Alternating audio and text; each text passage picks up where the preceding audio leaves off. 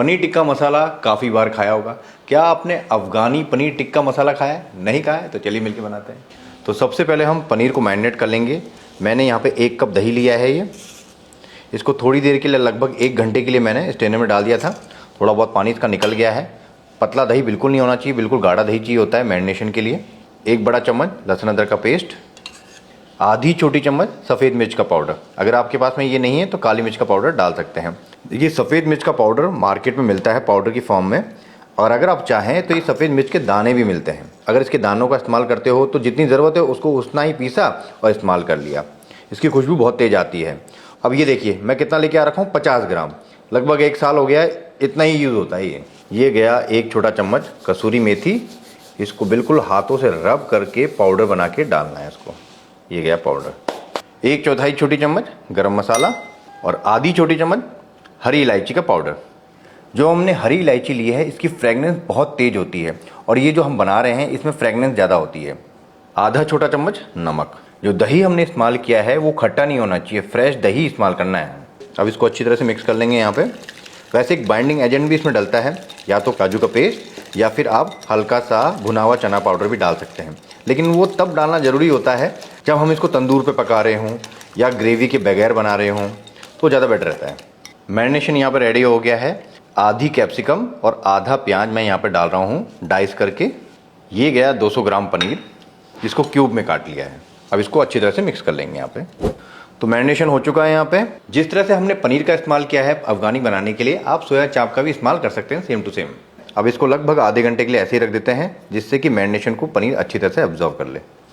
1/4 cup मैंने काजू को भिगो के रख लिया था पहले से ही। अब इसको पीसने के लिए डाल देते हैं। जितनी ज़रूरत है उतना पानी हमको डालना है। उसी साथ में मैं 2 हरी मिर्च, इसका एक बढ़िया सा पेस्ट बना लेंगे। अगर आपने भिगो के नहीं रखा है इसको आधे घंटे पहले, तो आप इसको बॉयल भी कर सकते हैं, ऐसे कोई दिक्कत वाली बात नहीं है। तो यहाँ पे एक बढ़िया सा पेस्ट रेडी हो चुका है। ये देखिए स्मूथ पेस्ट होना चाहिए। पैन यहाँ पे गर्म हो गया है, तो सबसे पहले ये मूंगफली का तेल मैंने यहाँ पे डाल दिया है।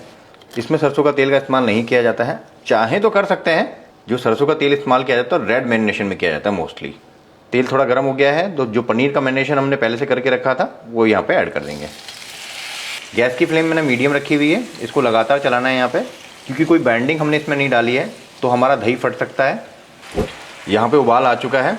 अब इसको ज़्यादा स्टर करने की नीड नहीं है। अगर आपको ऐसा लगता है कि दही हमारा फट जाएगा तो जो काजू का पेस्ट हमने पीस के रखा था 1 चम्मच डाल सकते हैं, ऑप्शनल है पूरी तरह से। अब इसको बीच बीच में स्टर करना है। धीरे धीरे करके जो मैरिनेशन है वो ड्राई हो जाएगा, और ड्राई होने के बाद में पनीर पे चिपकना स्टार्ट हो जाएगा। अब देखिए यहाँ पे जो मैरिनेशन था सारा चिपक के पनीर के ऊपर आ गया है। ये देखिए बहुत बढ़िया जुगाड़ है। अगर आपके पास में तंदूर नहीं है या ग्रिलर नहीं है तो बहुत गजब का जुगाड़ है। ये देखिए आप।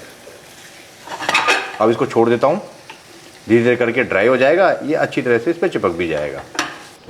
1 बड़ा चम्मच घी, आप चाहें तो कोई तेल का भी इस्तेमाल कर सकते हैं। घी हल्का सा गर्म हो गया है, तो यहाँ पे दालचीनी का 1 छोटा सा टुकड़ा, 2-3 लौंग, 1 डोडा इलायची मतलब बड़ी इलायची, काली इलायची, 2 हरी इलायची, 4-5 काली मिर्च और 1 तेज पत्ता। लौंग का ध्यान रखना है, अचानक से फूट भी जाती है। और आधी छोटी चम्मच जीरा। जीरा को तड़का लेंगे यहाँ पे। 1 बड़ा चम्मच लहसुन अदरक का पेस्ट। लहसुन अदरक के पेस्ट को यहाँ पे पका लिया जाएगा थोड़ा सा, बहुत ज़्यादा नहीं भुना जाता वरना कड़वापन आता है। लहसुन की जो कच्ची स्मेल होती है ना वो निकाल लीजिए। तो यहाँ पे लगभग 1 मिनट के आसपास मैंने भुना है। इसके बाद में मैं काजू का पेस्ट डाल रहा हूँ जो मिर्ची के साथ में पीसा हुआ था। आप चाहें तो प्याज भी उबाल के डाल सकते हैं इसके अंदर पीस के। काजू के पेस्ट के साथ में थोड़ा पानी भी ऐड कर देंगे, आधे कप के आसपास। मेरे पास कई बार कमेंट्स आते हैं कि हम भाई काजू नहीं डालना चाहते हैं, तो आप बादाम का इस्तेमाल कर सकते हैं, मेलन सीड्स का इस्तेमाल कर सकते हैं। अगर ये तीनों चीज़ नहीं डालना चाहते, नट्स से एलर्जी है, तो आप बेसन का भी इस्तेमाल कर सकते हैं। बेसन को भून के डाल सकते हैं, या फिर आप इसकी जगह भुना हुआ बेसन का भी इस्तेमाल कर सकते हैं। अब गैस की फ्लेम को मीडियम रखते हुए इसको लगातार चलाएंगे उबाल आने तक। काजू की ग्रेवी में उबाल आ चुका है। आधा कप फ्रेश दही फेंट के, दही खट्टा नहीं होना चाहिए। अब इसको लगातार चलाते रहेंगे, जिससे दही फटेगा नहीं हमारा। ग्रेवी में उबाल आ चुका है, लेकिन ग्रेवी को थोड़ा सा पकाना है हमको। बहुत ज़्यादा पकाने की ज़रूरत नहीं है, यहाँ पे कम से कम 10 मिनट इसको पकाना होगा। लगभग 1 कप के आसपास मैंने पानी डाल दिया है। लगभग इसलिए बोलता हूँ कि कई बार क्या है, ग्रेवी आपको अगर पतली चाहिए, गाढ़ी चाहिए, अपने हिसाब से आप पानी कम ज़्यादा भी कर सकते हैं। अब इसको ढक के पकाते हैं, गैस की फ्लेम को मीडियम रखते हैं। ग्रेवी को उबलते हुए लगभग 10 से 12 मिनट हो चुके हैं। बीच बीच में स्टर करते रहना क्योंकि काजू की ग्रेवी है और काजू की आदत होती है नीचे चिपकने की। तो ये देखिए ग्रेवी काफ़ी थिक हो चुकी है यहाँ पे और धीरे धीरे करके और थिक हो जाएगी ये। तो बहुत ज़्यादा थिक करने की भी ज़रूरत नहीं है इसको।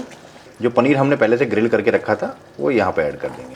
ये गया 1 बड़ा चम्मच कसूरी मेथी, हाथों से हल्का सा क्रश करते हुए। ये रोस्टेड है। ये गया नमक स्वाद अनुसार। अगर आपको हल्का सा स्वीटनेस पसंद है तो कुछ दाने चीनी के भी डाल सकते हैं यहाँ पे। 1 बड़ा चम्मच क्रीम। अगर क्रीम ना हो तो आप यहाँ पर मलाई का इस्तेमाल भी कर सकते हैं और मलाई भी ना हो तो आप दूध का इस्तेमाल कर सकते हैं यहाँ पे। ये देखिए जो पनीर के अंदर मैरिनेशन लगा हुआ था ना वो ग्रेवी में आ गया। अब उससे क्या होगा, ग्रेवी में अलग टेस्ट आएगा एक। और साथ के साथ में ये ग्रेवी कितनी जल्दी गाढ़ी हो गई, इसीलिए मैंने आपको कहा था कि इसको ज़्यादा गाढ़ा करने की नीड नहीं है। ऑलरेडी हमने गरम मसाला सब चीज़ें डाली हुई हैं इसके अंदर, इलायची पाउडर, तो इसमें कुछ भी डालने की अब नीड नहीं है। तो गैस की फ्लेम को बंद करते हैं।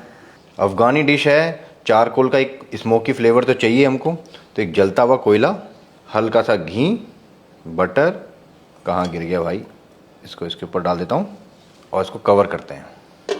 जब भी हम स्मोक करते हैं ना, इस बात का ध्यान रखना है बहुत ज़्यादा स्मोक नहीं दिया जाता, हल्का फुल्का स्मोक दिया जाता है। मैं हमेशा आपको बोलता हूँ 45 सेकंड या फिर 1 मिनट, इससे ज़्यादा स्मोक देने की ज़रूरत ही नहीं है। तो चलिए पर्दा उठाते हैं। खुशबू, और ये देखिए शानदार बन चुकी है हमारी ये पनीर की रेसिपी। अक्सर मुझे कहा जाता है ये प्लास्टिक का चमचा यूज़ क्यों करते हो। ये प्लास्टिक नहीं है, सिलिकॉन है। ये देखिए आप, मैं पूरा मोड़ दूंगा, टूटेगा नहीं है। और सिलिकॉन खाने के लिए बहुत बेस्ट होता है। एक छोटा सा नमूना आपको देता हूँ। अगर मैं स्टील के चमचे से इस ग्रेवी को निकालता हूँ, ये देखिए कैसे निकल रही है, ठीक है। और अगर मैं सिलिकॉन का ये स्पैचुला इस्तेमाल करता हूँ तो अब देखिए आप, पूरा क्लीन हो जाता है ये। और ये खाने के साथ लीच नहीं होता है, मिलता नहीं है, और 350 डिग्री टेम्परेचर तक आप इसका इस्तेमाल कर सकते हैं, इतना तो जाता भी नहीं है। तो एक बार इस तरह से पनीर बना के देखिए, आपको बहुत पसंद आएगा। पनीर टिक्का मसाला तो हमेशा बनाते हैं ना आप, तो एक बार अफ़गानी पनीर टिक्का करी बना के देखिए। ज़िंदगी और खाना बदलाव मांगते रहते हैं।